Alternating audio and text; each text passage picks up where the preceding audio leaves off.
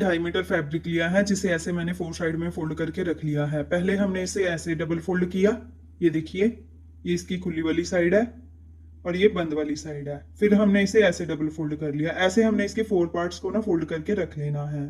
तो ये हमारी बंद वाली साइड है, ये ध्यान में रखें। तो अब हमें ना इसमें सबसे पहले ऊपर की तरफ ना इलास्टिक का एक्स्ट्रा मार्जिन लेना होता है। तो इलास्टिक के लिए ना मैं यहाँ पे लगभग ऊपर से 3 इंच ऐसे मार्क कर लूंगी सीधा सीधा। तो अब हमें ना ऊपर से इसका आसन मार्क करना है नीचे की तरफ। तो वो हम ये वाली मार्किंग से नीचे ना लगभग 12 इंच पे इसका आसन के लिए मार्क करेंगे, एक सीधा सीधा। नॉर्मली ये जो मार्क होता है ना आसन वाला 10.5 इंच पे आता है, लेकिन इसका आगे और पीछे का आसन बिल्कुल सेम आएगा, इसीलिए थोड़ा ज्यादा लेना है हमें, लगभग 1.5 इंच ज्यादा लेना होता है। तो यहाँ पे ना हमने 12 इंच को ऐसे सीधा सीधा मार्क कर लेना है। तो अब हमें सलवार की लेंथ मार्क करनी है। तो वो हम ऊपर वाली इलास्टिक वाली मार्किंग से ना नीचे हमने इसकी लेंथ मार्क करनी है। जितनी भी आपको इसकी लेंथ रेडी करनी है ना, उससे आपने 1 इंच कम यहाँ पे मार्क करनी है। मान लीजिए मुझे 38 इंच रेडी करनी है इसकी लेंथ, तो मैं यहाँ पे 37 इंच मार्क कर लूंगी। तो 37 इंच को ना हमने ऐसे ही सीधा सीधा मार्क कर लेना है यहाँ पे। 1 इंच कम हमने इसीलिए मार्क करना है क्योंकि इसका जो पोंचा है ना वो आगे की तरफ बढ़ के लगता है, 1 इंच का होता है वो कम से कम। तो 38 इंच हमारी ये रेडी हो ही जाएगी सलवार। तो अब हमें ना ऊपर की तरफ वेस्ट के लिए मार्क करना होता है, वो हिप के साइज के अकॉर्डिंग होता है। हिप का जो भी रेडी साइज होता है ना हमारे पास, उसमें हमने 5-6 इंच और लूजिंग ऐड कर देनी है। तो यहाँ पे हमारे पास हिप का जो रेडी साइज है वो है 44 इंच, यानी कि 44 इंचेस। 44 में अगर हम 6 इंच प्लस करेंगे तो हमारे पास यहाँ पे आंसर आएगा 50 इंचेस। अब हमने फैब्रिक को 4 साइड में फोल्ड किया, तो 50 को हमने 4 से डिवाइड कर देना है। तो यहाँ पे हमारे पास आंसर आएगा 12.5 इंच। तो 12.5 इंच को ना हमने यहाँ पे ऐसे मार्क कर लेना है, इस तरीके से। तो ऐसे हमने यहाँ पे 12.5 इंच को मार्क कर लिया। अब हमें यहाँ पे भी ना आसन के लिए भी 12.5 इंच पे ही मार्क करना है, बिल्कुल सेम मार्क आता है ये ऊपर की तरह। अब हमें ना इस वाले मार्क को ऊपर वाले मार्क से ऐसे मिला लेना है। तो अब हमें थाई के लिए मार्क करना है, जो यहाँ से ना लगभग 2 इंच ज्यादा होता है। तो यहाँ से 2 इंच ज्यादा ना हमने इस तरीके से ऐसे मार्क कर लेना है। अब हमें यहाँ से 1.5 इंच का एक्स्ट्रा मार्जिन भी लेना होता है। इस तरीके से हमने 2 इंच और आगे की तरफ 1.5 इंच को ऐसे मार्क कर लेना है।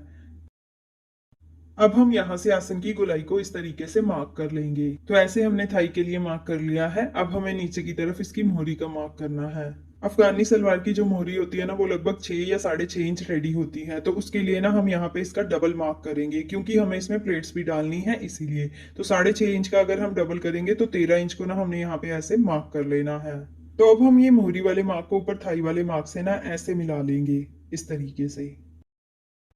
और यहाँ पे ये जो एक्स्ट्रा मार्जिन लिया है ना, इसे हमने इस तरीके से मार्क कर लेना है। इन फ्यूचर अगर हमें थाई से लूज करने की जरूरत पड़े तो वो हम आसानी से कर सकते हैं। अब हमारी ये मार्किंग हो चुकी है। अब हम इसे अपनी मार्किंग के साथ साथ कट कर लेते हैं।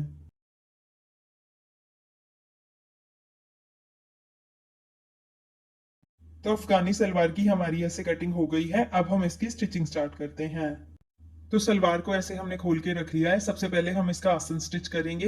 तो दोनों पार्ट्स को ना हम यहाँ से बिल्कुल बराबर रखेंगे और यहाँ पे आधे इंच का मार्जिन लेते हुए ना सीधी सीधी सिलाई लगा लेंगे। तो आसन को ना अब हम यहीं तक स्टिच करेंगे, आगे की सिलाई हम बाद में लगाएंगे। तो यहीं से अब हम अपनी सिलाई को घुमा के डबल कर लेंगे। तो ये देखिए फ्रेंड्स, एक तरफ का आसन हमने ऐसे स्टिच कर लिया है। अब हमने दूसरी साइड के भी आसन को यहीं तक स्टिच कर लेना है।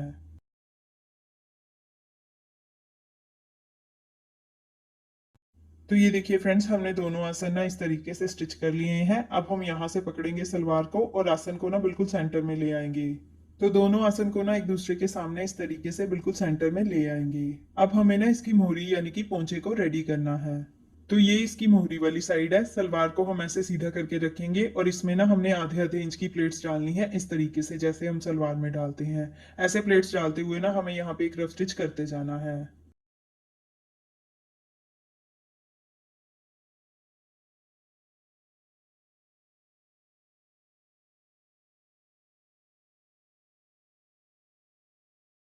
तो ये देखिए फ्रेंड्स, ऐसे हमने एक साइड में प्लेट्स लगा ली हैं और ये लगभग 13 इंच ऐसे मैंने मोरी को तैयार कर लिया है। अब हमें दूसरी साइड पे भी ऐसे ही प्लेट्स लगा लेनी है। तो ये देखिए फ्रेंड्स, मैंने दोनों साइड की प्लेट्स इस तरीके से लगा ली हैं। अब हमें इसके नीचे ना पोंचा रेडी करना है। तो पोंचे के लिए मैंने सेम सलवार वाला ही फैब्रिक कट किया है। ये लगभग 3 इंच चौड़ा लिया है मैंने, ये देखिए। और लंबाई में ये उतना ही है जितनी हमें सलवार की मोहरी रेडी करनी है। और इसकी उल्टी साइड पे ना ऐसे मैंने पेपर पेस्टिंग भी लगा ली है। आप चाहो तो ये बुकरम के साथ भी रेडी कर सकते हो, लेकिन मैं पेपर पेस्टिंग के साथ रेडी करूंगी। तो अब हमें ना इसके ऊपर गोटा पत्ती भी स्टिच करनी है पोंचे के ऊपर। तो ये वाले पैटर्न को ना, पोंचे वाले पैटर्न को हम ऐसे सीधा करके रखेंगे और गोटा पत्ती को इसके ऊपर ना ऐसे उल्टा करके रखेंगे, और यहाँ पे ना गोटा पत्ती के बिल्कुल सेंटर में सिलाई लगा लेंगे।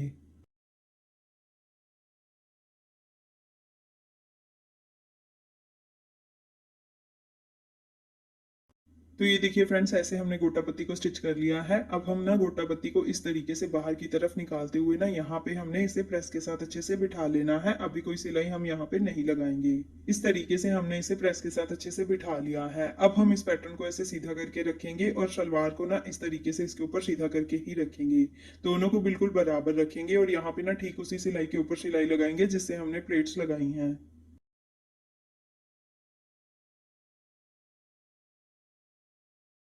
तो ये वाली सिलाई हमने ऐसे लगा ली है। अब हम पोंचे को ना इस तरीके से ऐसे ऊपर की तरफ लेके आएंगे, ऐसे आगे की तरफ लेके आएंगे। अब हम ना इसे इस तरीके से ऐसे फोल्ड करेंगे, यहाँ पे अपनी सिलाई के ऊपर रखेंगे और यहाँ पे एक किनारे की सिलाई लगा लेंगे।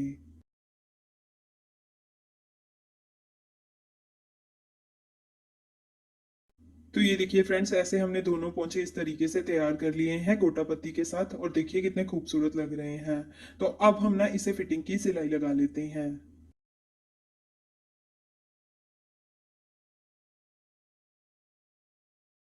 तो ये सिलाई ना हमें ऊपर आसन तक इस तरीके से लगा लेनी है। अब हम दूसरी साइड की सिलाई ना यहीं से शुरू करेंगे और नीचे तक लगा लेंगे।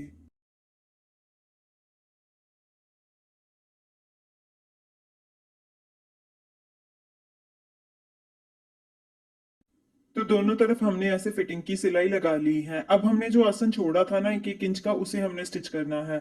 तो आसन को ना दोनों तरफ से हमने इस तरीके से पकड़ना है।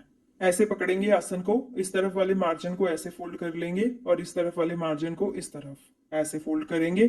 और यहां से ना आसन वाली ये वाली सिलाई को ना दूसरे आसन वाली साइड वाली सिलाई से मिला लेंगे। तो ये देखिए फ्रेंड्स, आसन की सिलाई हमने ऐसे डबल करते हुए आसन भी स्टिच कर लिया है। अब हमें ऊपर की तरफ इलास्टिक स्टिच करना है। तो उससे पहले ना हम पैंट को ऊपर से आधा इंच ऐसे फोल्ड करेंगे और यहाँ पे एक सिलाई लगा लेंगे।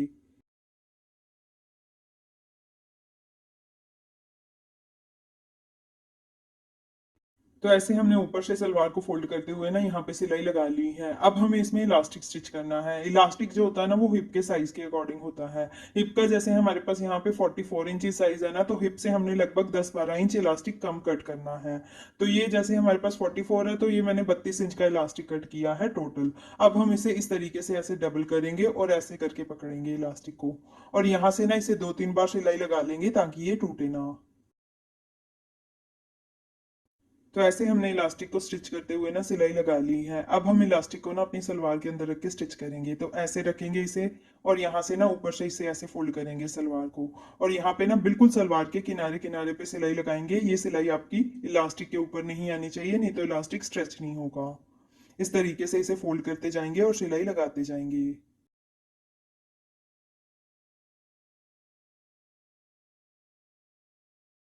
तो ये देखिए फ्रेंड्स, ऐसे हमने इलास्टिक को अंदर रखते हुए सिलाई लगा ली है। अब हम इलास्टिक को स्ट्रेच कर लेते हैं अच्छे से, पहले ऐसे पकड़ के और उसके बाद ना यहाँ से ऐसे पकड़ के, ताकि इलास्टिक अपनी जगह ले ले अच्छे से।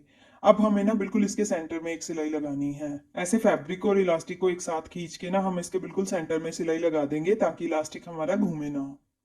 तो ये देखिए फ्रेंड्स, ऊपर की तरफ हमने ऐसे इलास्टिक भी स्टिच कर लिया है, और ऐसे हमारे